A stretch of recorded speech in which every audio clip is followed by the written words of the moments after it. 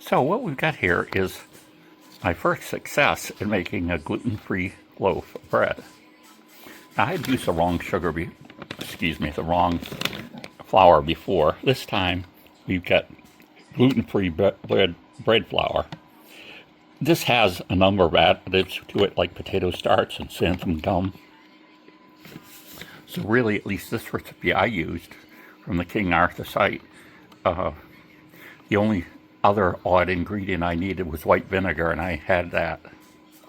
So my impression here is that it certainly is the texture of bread.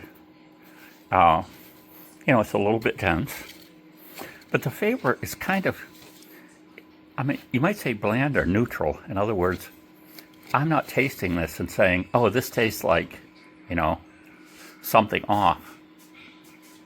So you would have the option, too, of putting anything into this bread. There was a bread for chocolate bread. This could be a raisin bread. So you could all kinds of do some other things to put a little more flavor into it. But I'm surprised how well this came out,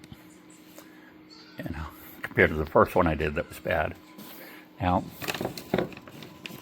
I figure, though, based on this flour costing $10 or more, that this loaf costs almost $5 to make. But of course, that's cheaper than buying a gluten-free loaf of bread, I bet. Next, we're going to be trying this.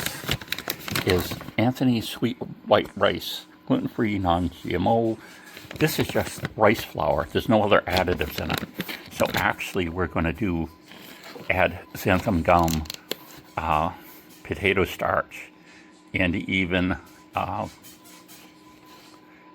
psyllium husk is something else that seems to work really good to replace gluten. So we'll update you when we have more results that are worth looking at.